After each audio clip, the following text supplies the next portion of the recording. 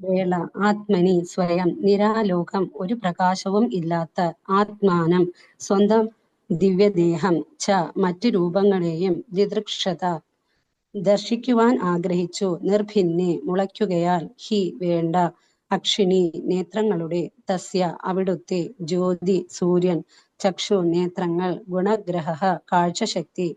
വിവർത്തനം ശ്രീല പ്രഭുപാദ് കി ജയ്. അപ്രകാരം സർവവും അന്ധകാരത്തിൽ സൃഷ്ടിക്കപ്പെട്ടപ്പോൾ ഭഗവാൻ സ്വയവും സൃഷ്ടിക്കപ്പെട്ട സർവചരാചരങ്ങളെയും ദർശിക്കുവാൻ ഇച്ഛിച്ചു.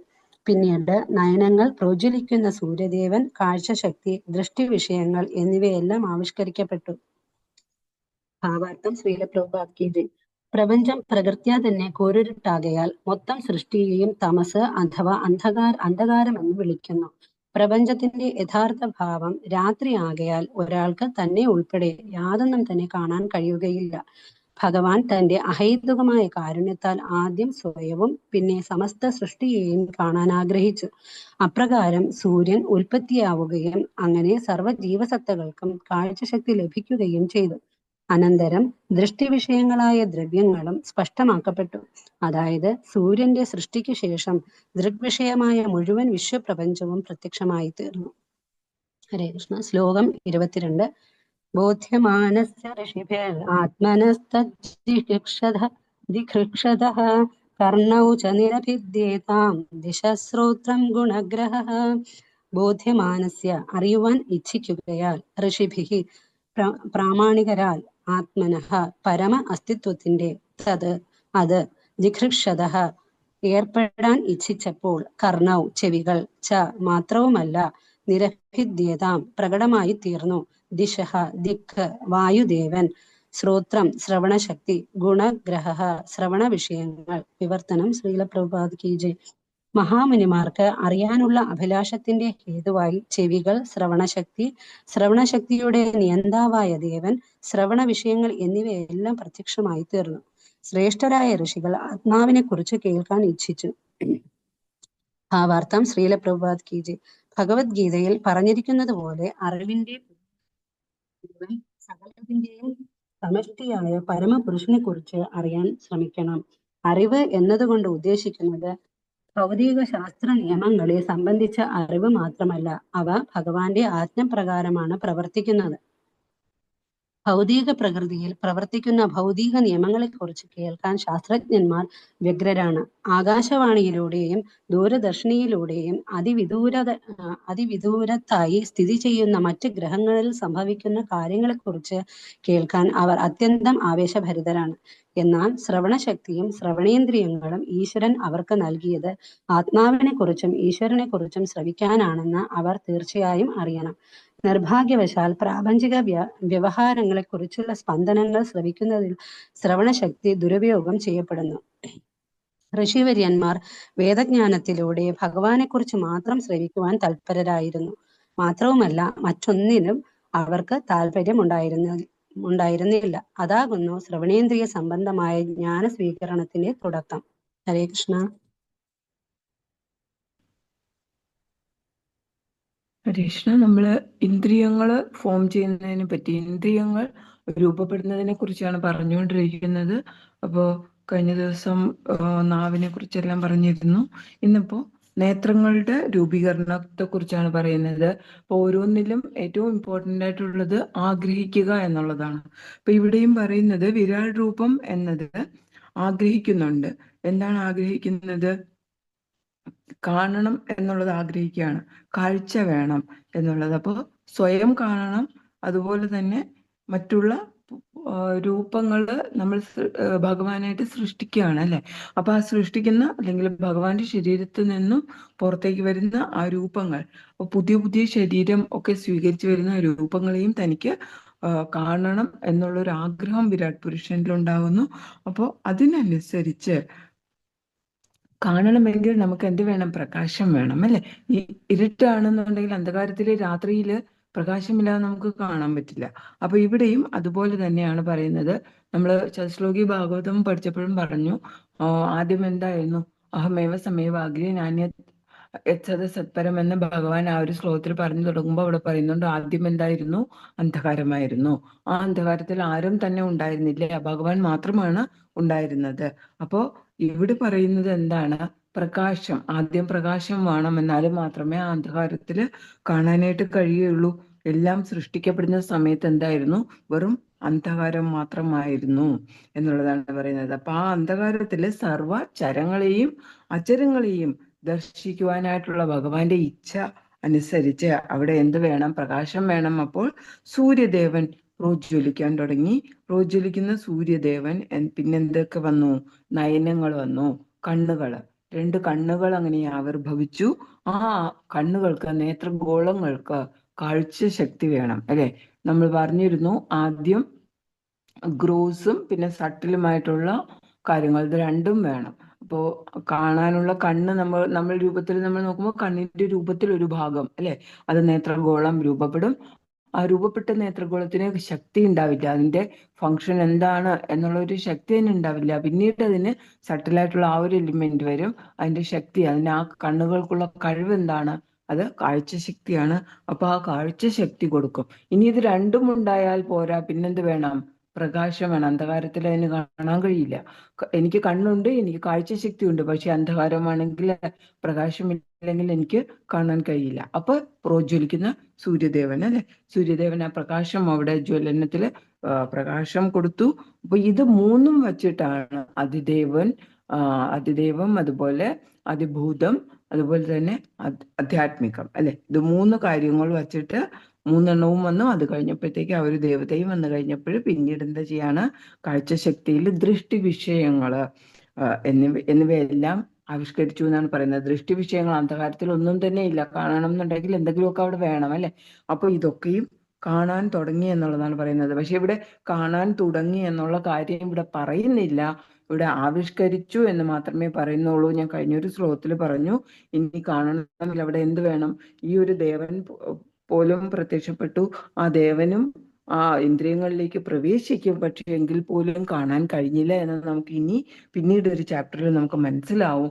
അപ്പോൾ വിരാട് പുരുഷൻ തന്നെ സ്വയം അവിടെ എൻ്റർ ആവും, പ്രവേശിക്കും. അപ്പോൾ മാത്രമേ കാണാൻ കഴിയുള്ളൂ. പക്ഷെ ഇപ്പോ ഇന്ദ്രിയങ്ങളും ഇന്ദ്രിയ വിഷയങ്ങളും സൂക്ഷ്മമായിട്ടും സ്ഥൂലമായിട്ടുമുള്ള എല്ലാ വസ്തുവകകളെല്ലാം തന്നെ സൃഷ്ടിച്ചു എന്ന് വേണമെങ്കിൽ പറയാം.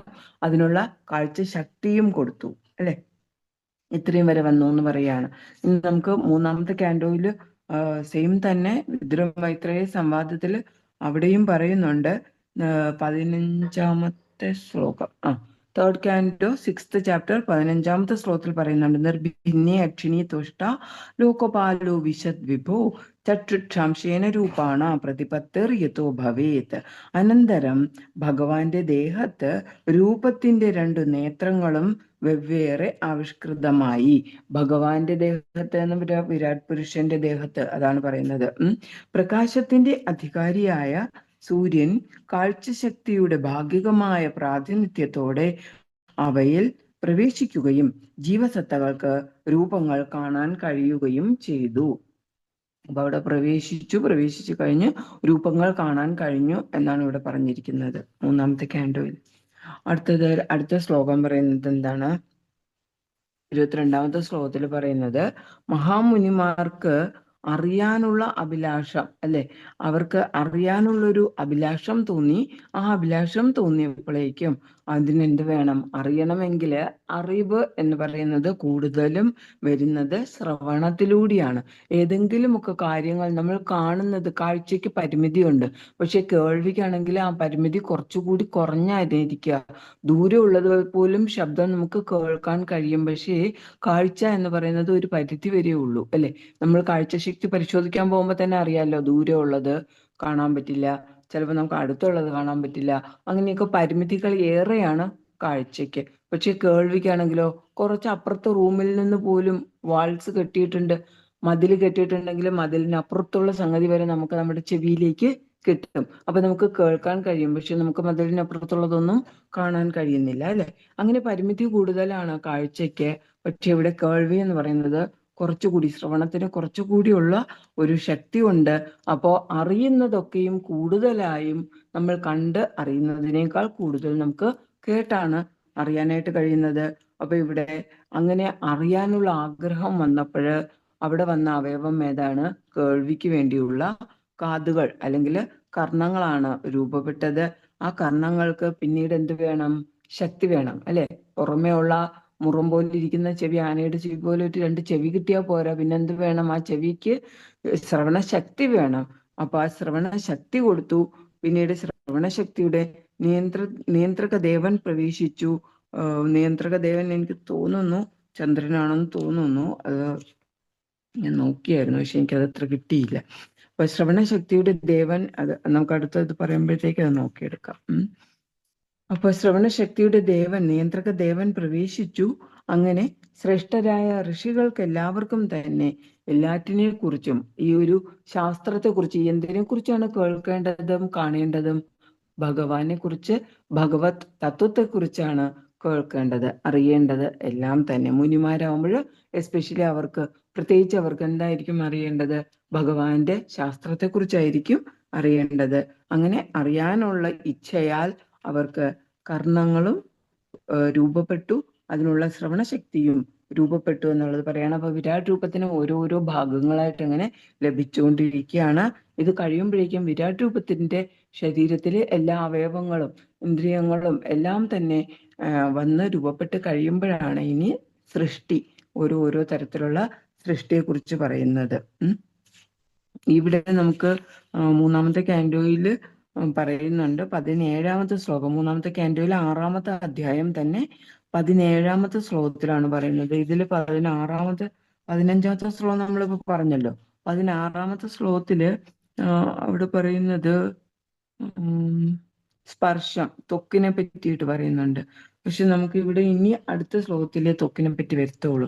കുറച്ചൊക്കെ അങ്ങോട്ടും ഇങ്ങോട്ടും ചാപ്റ്ററിലെ ശ്ലോകങ്ങളിലൊക്കെ നമ്പറുകളിൽ വ്യത്യാസമുണ്ട്. ഇവിടെ 17-ാമത്തെ ശ്ലോകമാണ്. ഇതിൽ പറയുന്നത്, ബൃഹത് രൂപത്തിന്റെ കാതുകൾ ആവിഷ്കൃതമായപ്പോൾ ദിശകളുടെ എല്ലാ നിയന്ത്രണ മൂർത്തികളും ശ്രവണതത്വങ്ങളോടുകൂടി അവയിൽ പ്രവേശിക്കുകയും അതുമൂലം ജീവസത്തകൾക്ക് കേൾവിശക്തിയും ശബ്ദത്തിന്റെ പ്രയോജനവും ലഭിക്കുകയും ചെയ്തു. അപ്പോ ജീവസത്തയുടെ ഏറ്റവും ഇമ്പോർട്ടൻ്റ് ആയിട്ടുള്ള ഉപകരണം എന്ന് പറയുന്നത്, ഞാൻ പറഞ്ഞു എന്തുകൊണ്ടാണ് ഇമ്പോർട്ടൻ്റ് എന്നുള്ളത്, ശ്രവണമാണ്. നമ്മൾ നവവിധ ഭക്തി നോക്കുമ്പോൾ ശ്രവണം, കീർത്തനം, അല്ലെ, വിഷ്ണു സ്മരണം, അതാണ് പറയുന്നത്. വേറെ അവയവങ്ങളുടെ ഒക്കെയും ഇമ്പോർട്ടൻസിനേക്കാൾ കൂടുതൽ ഇമ്പോർട്ടൻസ് കൊടുക്കുന്നത് ശ്രവണത്തിനാണ്. അപ്പൊ ഇവിടെ ഈ ജീവസത്തയുടെ ശരീരത്തിൽ ഏറ്റവും ഇമ്പോർട്ടൻ്റ് ആയിട്ടുള്ള ഉപകരണം കാതുകളാണ് എന്നാണ് ഭാവാർത്ഥത്തിലെ ശ്രീല പ്രഭുപാദരും പറഞ്ഞു തന്നിരിക്കുന്നത്. വിദൂര സന്ദേശങ്ങള്, അതുപോലെ അറിയപ്പെടാത്ത കാര്യങ്ങള് ഒക്കെ വഹിച്ചു കൊണ്ടുവരുന്ന മാധ്യമം എന്താണ്? ശബ്ദമാണ് എന്നുള്ളത് ഇവിടെ പറയാണ്. ഹരേ കൃഷ്ണ. യഥാത്മാനം ചരിതൃക്ഷതഃ നിർഭിന്നേ കൃഷിണീ തസ്യ ജ്യോതിർഗുണഗ്രഹ. സുദേവായ ഓം നമോ ഭഗവതേ വാസുദേവായ. യഥാ ആത്മനി നിരാലോകം ആത്മാനം ചദിദൃക്ഷതഃ നിർഭിന്നേഹി യക്ഷണീ തസ്യ ജ്യോതിശ്ചക്ഷുഗുണഗ്രഹഃ ബോധ്യമാനസ്യ ഋഷഭി ആത്മനാ തജ്ജിഹൃഷതഃ കർണൗ ച നിരഭിദ്യേതാം ദിശസ്ത്രോത്രം ഗുണഗ്രഹഃ. ഹരേ വസ്തുപ്രസ്തുത് വേണുനാഥലഹരി നിർവ്യാകുലം സ്രസ്ത നിബദ്ധ നീവിവിലസത് ഗോപീ സഹസ്രാവൃതം ഹസ്തന്യസ്തൻ താപവർഗം അഖിലോധാരം കിശോരാകൃതി കൃഷ്ണം നാരായണം വന്ദേ. കൃഷ്ണം വന്ദേ വ്രജപ്രിയം കൃഷ്ണം ദ്വൈപായനം വന്ദേ. കൃഷ്ണം വന്ദേ പൃതാസുതം സച്ചിദാനന്ദരൂപായ വിശ്വോത്പത്യാദിഹേതവേ താപത്രയ വിനാശായ ശ്രീകൃഷ്ണായ വയം നുമഃ. ശ്രീമദ്ഭാഗവതം നാമ പുരാണം ലോകവിശ്രുതം ശൃണ്യാ ശ്രദ്ധയാ യുക്തോ മമ സന്തോഷകാരണം. ശ്ലോകാർദ്ധം ശ്ലോകപാദം വ നിത്യം ഭാഗവതോദ്ഭവം പഠതേ ശൃണ്യായസ്തു ഗോ സഹസ്രഫലം ലഭേത്. മമോസേഷു സർവേഷു ശ്രീമദ് ഭാഗവതം പരം ശൃണ്വന്ത്യാ നരാഭക്യ മമ പുത്തേജസുവൃത്. വസ്ത്ര അലങ്കരണൈ പുഷ്പൈർധൂപദീപ ഉപഹാരകൈഃ ബഹിർദൂഹ്യഹം ദച്ഛാ സശ്രിയാ സത്പതിരിധാം സുഖരൂപബോധജ്ഞ സർവശാസ്ത്ര വിശാരദ ഏതത്കഥാ പ്രകാശേന മേധജ്ഞാനം വിനാശയാ. ഓം നമോ ഭഗവതേ വാസുദേവായ. ഓം നമോ ഭഗവതേ വാസുദേവായ. ഓം നമോ ഭഗവതേ വാസുദേവായ. ജന്മാദ്യസ്യ യതോ അന്യാത് ഇതരതച്ച അർദ്ധേഷു അഭിജ്ഞസ്വരാട് തേനേ ബ്രഹ്മഹൃദായ ആദികവേ മുഹ്യന്തി യസ്സൂരയഃ. തേജോ വാരിമൃതാം യഥാ വിനിമയോ യത്ര സർഗോ അമൃഷാ ധാംനാ സേന സദാ നിരസ്തഘോകം സത്യം പരം ധീമഹി. ധർമ്മ പ്രോചിത കൈതവോ അത്ര പരമോ നിർമ്മത്സരാണാം സതാം. വേദ്യം വാസ്തവം അത്ര വസ്തു ശിവദം താപത്രയോന്മൂലനം. ശ്രീമദ്ഭാഗവതേ മഹാമുനികൃതേ കിം വാ പരിരീശ്വരഃ സദ്യോ ഹൃദ്യ അവരുദ്ധതേ അത്ര കൃതിഭിः ശുശ്രൂഷിഭിः രക്ഷണാത്. നിഗമകൽപതരോർഗരിതം ഫലം സുഖമുഖാത് അമൃതദ്രവ സംയുതം പിബതാ ഭാഗവതം രസമാലയം മുഹുരഹോ രസികാ ഭുവി ഭാവുകാഃ. സൂത ഉവാച യം പ്രവർജന്തമനുപേതമപേതകൃത്യം ദൈപായനോ വിരഹകാതര ആജുഹാവ. പുത്രേതി തന്മയതയതരോ തരോ അഭിനേതു സംസർവഭൂതഹൃദയം മുനിമാനതോസ്മി. യസ്സാനുഭാവം അഖിലശ്രുതിസാരമേകം ആധ്യാത്മദീപം അതിതിഷതാം തമോന്ധം സംസാരിണാം കരുണയാഗ പുരാണഗുഹ്യം തം വ്യാസസൂനും ഉപയാമി ഗുരും മുനീനാം. മൂകം കരോതി വാചാരം പങ്കും ലംഘയതേ ഗിരിം കൃപാതമഹം വന്ദേ പരമാനന്ദമാധവം. നാരായണം നമസ്കൃത്യ നരം ചൈവ നരോത്തമം ദേവീം സരസ്വതിം വ്യാസം തഥോ ജയമുദീരേ. ഓം തത്സത്. ഹരേ കൃഷ്ണ. അനന്തപത്മനാഭ സംഘത്തിലെ ശ്രേഷ്ഠരായ എല്ലാ ഭക്തന്മാരെയും വീണ്ടും വീണ്ടും വീണ്ടും വീണ്ടും കാണാൻ സാധിക്കുന്നതിൽ വളരെ സന്തോഷം. അതാണ് എന്നെ സംബന്ധിച്ചിടത്തോളം ഏറ്റവും ആനന്ദകരമായ കാര്യം. ഹരേ കൃഷ്ണ. ഒരു മിനിറ്റ്, ഞാൻ ഭാഗവതം നമ്മുടെ ഏതാണ് കഴിഞ്ഞ ആഴ്ച ഏതാ എടുത്തിട്ടുള്ളത് സംസാരിച്ചിരിക്കുന്നത്?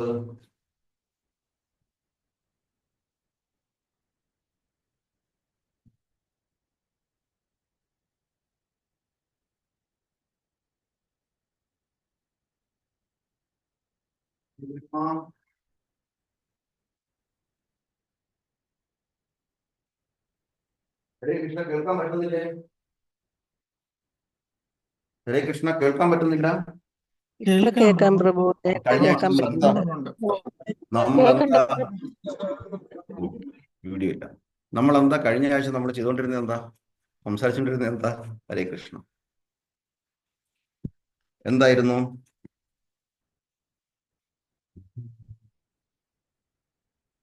എന്തെങ്കിലും ഒരു പോയിന്റ് പറയാൻ പറ്റുമോ? എനിക്കൊന്ന് ഓർമ്മിച്ച് കിട്ടാൻ വേണ്ടിയിട്ടാ.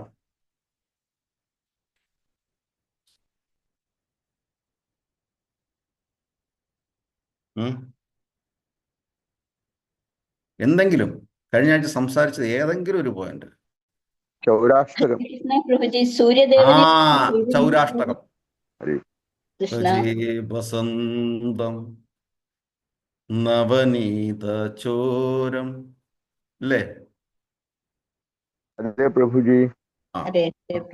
ആരോ പണ്ട് ആ ഒരു ലൈൻ ലിറിക്സ് നല്ലതുപോലെ പാടിയിരുന്നു. ഏതോ ഒരു മാതാജിയാ പാടിയത്. ഗംഗാനാഥ്. എന്തോ ഗംഗാനാഥ് ഗോവിന്ദദാസ്. ആ, ഒന്ന് പാടാൻ അതുപോലെ തന്നെ ഒരു പാടാം പ്രഭു. ഒരു മിനിറ്റ് എടുക്കട്ടെ. ആ,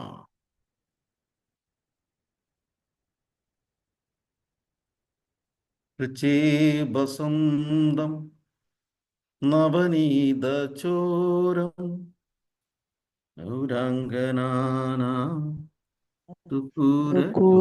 ചോരം. ആ, വ്രജേ പ്രസിദ്ധം നവനീതചോരം ഗോപാംഗനാനാം ച ദുകുലചോരം അനേക ജന്മാർജിത പാപ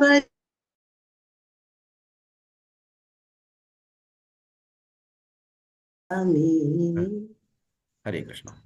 താങ്ക് യു മാതാജി. ഇപ്പം ഹരേ കൃഷ്ണ പ്രഭു, പെട്ടെന്ന് ഓർത്ത് പാടിയതാ. ഹരേ കൃഷ്ണ.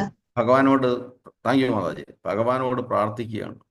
പ്രാർത്ഥിക്കുന്നതല്ല, ഒരു വിശേഷം പറയുന്നതാണ്. വിശേഷം പറയുന്നതിനോടൊപ്പം തന്നെ ലാസ്റ്റ് വരി അങ്ങനെയൊക്കെ ആണെങ്കിൽ ഒരു കാര്യം ചെയ്യൂ, എൻ്റെ ഈ പാപങ്ങൾ കൂടെ മോഷ്ടിച്ചുകൊണ്ട് എടുത്തുകൊണ്ട് പോകണേ എന്നുള്ളത്.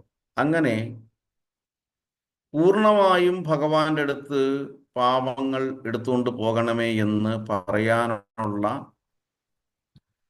ഒരു ഒഫീഷ്യൽ ക്വാളിഫിക്കേഷൻ എപ്പോൾ വരും?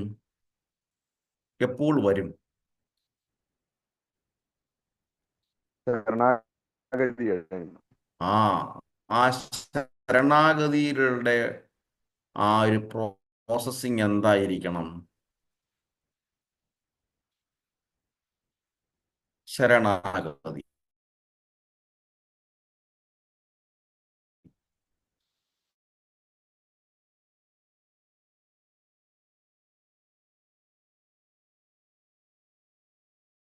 ശരണാഗതി എങ്ങനെയായിരിക്കണം? എങ്ങനെയായിരിക്കണം? ശിഷ്ടാഷ്ടകം. ശരിയാ പഠിക്കുന്നത്. ആ ശിഷ്ടാഷ്ടകത്തിന്റെ